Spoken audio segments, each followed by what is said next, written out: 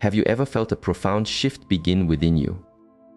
A quiet stirring that suggests the world you once knew is no longer the entire story. Most people imagine this spiritual awakening as a sudden burst of light, an ascent into permanent bliss. But what if the reality is far more challenging and far more profound? What if the journey isn't about reaching a sunlit peak, but about learning to navigate a vast, untamed wilderness within yourself? This wilderness is filled with subtle traps, profound illusions that cause most to turn back, convinced they are lost. They don't fail because the path is wrong, but because they fail to see the nature of the terrain. Today, we will not talk about theory. We will walk this path together, illuminating the 7 great illusions that can stall your journey indefinitely. This is a map for your survival, but more than that, it is a guide to truly living your awakening. Before we enter this terrain, let's make a commitment, a quiet promise to ourselves to see this through. There is an ancient saying that when we declare our intention, the universe conspires to assist us. Let's do that now. In the comments below, simply write these 4 powerful words, I mail KTAPH. But doing this, you are not just typing, you are anchoring your intention. You are joining a silent fellowship of souls who have chosen consciousness over comfort. Go ahead, declare your journey. I will KTAPH. And if this is the path you wish to walk, consider this your formal invitation to join our community. Subscribe to this channel, not for entertainment, but for sustenance. Here, we share provisions for the journey ahead. Every teaching is a lantern for the darker parts of the path. Let's begin. The first and perhaps most seductive illusion is the illusion of arrival. You've had a breakthrough, perhaps during a meditation, a walk in nature, or a moment of deep stillness. Suddenly, everything makes sense. The world feels vibrant, connected, and you are filled with a sense of peace you've never known. You feel you've made it. You've arrived at the destination. This feels exactly like reaching the summit of a mountain after a long, arduous climb. You see the breathtaking view, feel the crisp air, and think, this is it. This is where I'll build my home. For a week, a month, maybe even longer, you live in this elevated state. But then, slowly, imperceptibly, the old world creeps back in. An argument with a loved one, stress at work, a flicker of a familiar anxiety. The profound peace seems to fade like a dream, and you are left with a terrible sense of failure. You think you've lost it, that you weren't good enough to stay on the summit. From a space of deep awareness, we understand that spiritual life is not a mountain to be conquered.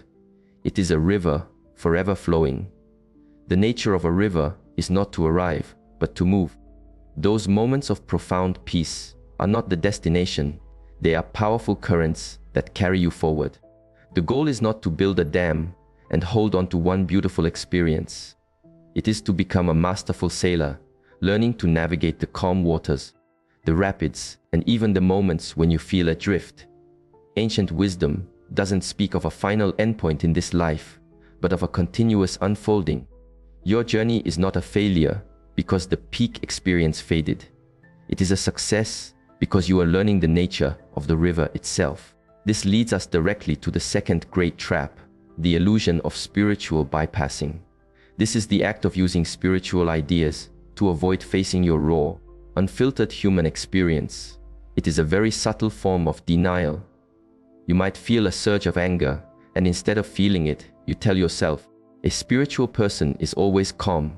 You might experience deep grief from a loss, but you coat it with a veneer of everything happens for a reason, preventing yourself from truly mourning. Imagine your inner world is a garden. Anger, sadness, jealousy, these are not weeds. They are powerful rains, harsh winds, and scorching sun. The bypasser, in an attempt to protect their pristine looking garden, builds a roof over it.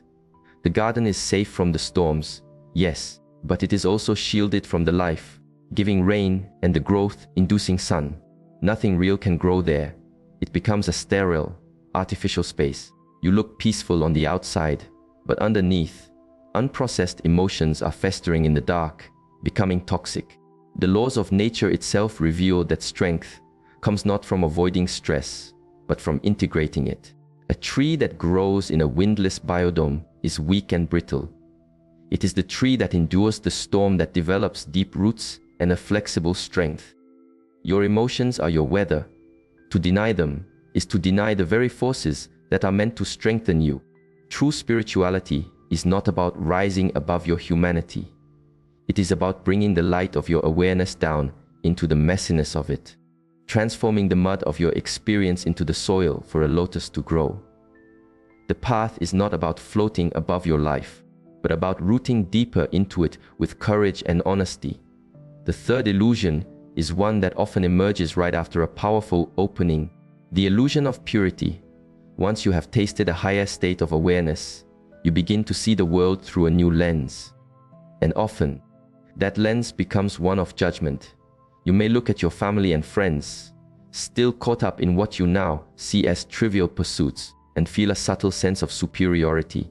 You might start judging your own, pure thoughts or habits, the desire for a certain food, the enjoyment of a simple movie, a moment of irritation. You start creating a rigid, internal set of rules about what a spiritual person should and should not do. This feels like you've just discovered how to eat clean, healthy food. Suddenly, you look at everyone else's plates, the processed sugar, the fried items, with a sense of dismay, even pity. You are so focused on the purity of your own diet that you forget the purpose of a meal is not just nutrition, but also connection, community, and joy. In your quest for purity, you isolate yourself. You become brittle. The warmth of your compassion grows cold, replaced by the sterile chill of judgment. You have traded the prison of societal expectation for a new, self-made prison of spiritual expectation. Ancient wisdom teaches us that the sun does not judge where it shines. It illuminates the palace and the garbage dump with equal, unwavering radiance. Your awareness is that sun. Its function is not to divide the world into pure and impure, worthy and unworthy. Its function is to illuminate what is, without preference. The person lost in consumerism and the monk in deep meditation are both part of the same human tapestry, both expressions of life. To judge one is to fail to see the whole. True purity is not the absence of imperfection, it is the presence of unconditional love. Your task is not to become a perfect, flawless statue, but to become a warm, all-encompassing light. The fourth great obstacle is the illusion of isolation. The path of awakening can feel incredibly lonely. As your perspective shifts, the conversations and activities that once filled your life can start to feel hollow. You may find that your old friends don't understand the changes you're going through. You try to explain your new insights, but your words are met with blank stares or even suspicion. So, you retreat. You conclude that this is a journey you must walk entirely alone, a solitary ascent into the mountains, away from the world. This feels like being the only person in your town who can suddenly see in color, while everyone else still sees in black and white. You try to describe the brilliant hue of a sunset or the deep emerald of a forest, but to them, you're just speaking nonsense. It's isolating. You might feel special at first, but that feeling quickly curdles into a profound sense of separateness. You forget that others might be seeing different colors, or that your black and white description of their world is just as incomplete. But the laws of nature show us something different. Even the most majestic and solitary looking tree in a forest is not alone. Beneath the ground, its roots are intricately connected to a vast, hidden network, the wood wide web, sharing nutrients and information with all the trees around it. It draws its greatest strength not from its solitary height, but from its deep, unseen connection to the whole. Your journey is the same. While the inner work is yours to do, true strength is found in community. Finding others on the path, even one or two, is like finding that hidden root system. It provides nourishment, stability, and the silent understanding that you are, in fact, not alone at all.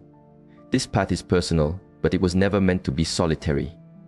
Seek your forest. The fifth illusion is a trap uniquely prevalent in our modern age, the illusion of more information. You become an avid consumer of spiritual content.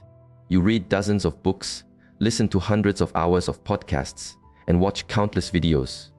You can quote ancient masters, explain complex philosophical concepts, and debate the nuances of different traditions. Your mind becomes a vast library of spiritual knowledge. Yet, despite all this information, your core anxieties, fears, and reactive patterns remain largely unchanged. It's like someone who wants to learn how to swim. They buy every book on fluid dynamics, watch instructional videos of Olympic swimmers, and can describe every type of stroke in perfect detail.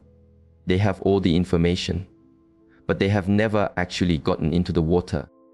They are terrified of it. All their knowledge about swimming is useless because they have not allowed themselves to have the direct, felt experience of it. Their intellectual understanding has become a barrier to their actual transformation. A core tenet of profound inner work is the difference between knowledge and wisdom. Knowledge is a map. Wisdom is the feeling of the earth beneath your feet as you walk the terrain. You can study maps of the world your entire life and never leave your room. True transformation doesn't come from accumulating more ideas in your head. It comes from embodying one simple truth in your bones. It comes from the practice, the daily act of sitting in silence, of observing your breath, of treating another with kindness when you don't feel like it. One conscious breath is more transformative than a library of books about enlightenment. Stop reading about the water and gently, bravely step in. The sixth illusion is the stubborn counterpart to surrender, the illusion of control. Because awakening can begin with an act of will, the decision to meditate, to seek, to change. You can fall into the belief that the entire process can be managed and controlled by your effort. You try to force profound meditative states. You get angry at yourself for having a bad meditation. You create a rigid schedule and a list of goals. Treating your spiritual life like a business project, you are trying to use the mind, the very tool of your ego, to strong-arm the ego into submission. Imagine you are trying to see the reflection of the moon in a pond, but the surface of the water is turbulent, stirred by wind and ripples. In your frustration, you start thrashing at the water with your hands, trying to flatten it, trying to force it to be still so you can see the moon. Of course, the more you struggle, the more you agitate the water, and the more distorted the reflection becomes. You are creating the very disturbance you are trying to eliminate. From a space of deep awareness, we find that the journey unfolds not through force, but through allowing. The work is not to control the process, but to create the conditions for the process to unfold on its own. The way to see the moon is to sit by the pond and let the water become still. Your effort is not in thrashing, but in protecting the pond from more stones being thrown in. It is the practice of gentle, patient observation. You let thoughts come and go without grasping them. You let emotions arise and pass without fighting them. It is an act of supreme trust in the intelligence of the process itself. You cannot force a flower to bloom by prying its petals open. You can only provide the soil, the water, and the light, and then wait in patient reverence. And this brings us to the seventh and final great illusion, the illusion of rejecting the world. After experiencing a state of deep peace and connection, the noise, the chaos, and the apparent meaninglessness of the ordinary world can feel unbearable. You may feel a powerful urge to retreat entirely, to quit your job, distance yourself from your family, and renounce all worldly things. You believe that spirituality exists over there, in an ashram or a monastery, and that the material world of bills, traffic, and relationships is an obstacle to it. This is like a deep sea diver who has a breathtaking experience exploring the silent, majestic world of the ocean floor. When they resurface, the bright, noisy, and chaotic world of the shore seems jarring and profane. Their only desire is to return to the beautiful silence of the deep. In their love for the depths, they forget that it is the air on the surface that sustains them, that allows them to dive in the first place. They try to separate the dive from the diver, the experience from the life that makes it possible. Ancient wisdom does not teach us to abandon the world, but to see the world with new eyes. The ultimate test of your awakening is not how peaceful you are on a meditation cushion in a silent room. It is how you embody that peace when your child is screaming, when you are stuck in traffic, or when you are dealing with a difficult colleague. These are not obstacles to your practice. They are the practice itself. The world is not a prison to be escaped from. It is the monastery you have been given. Bringing the spaciousness of your awareness into the small, everyday moments of your life is the great work. The goal is not to become a monk on a faraway mountain. It is to become an oasis of calm in the middle of a busy city. So, there they are, the 7 great illusions that cause so many to stumble. The illusion of arrival, of spiritual bypassing, of purity, of isolation, of more information, of control, and of rejecting the world.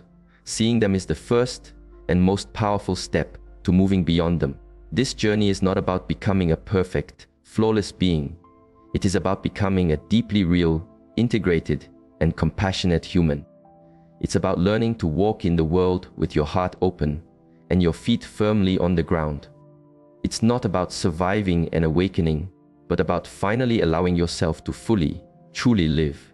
The path is not easy, but you are not, and have never been, alone on it. Your journey forward is a gift to the entire world.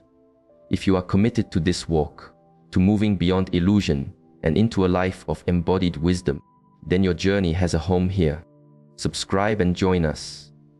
This isn't just a channel, it's a commitment you make to yourself, a promise to keep walking the path, one step at a time, together.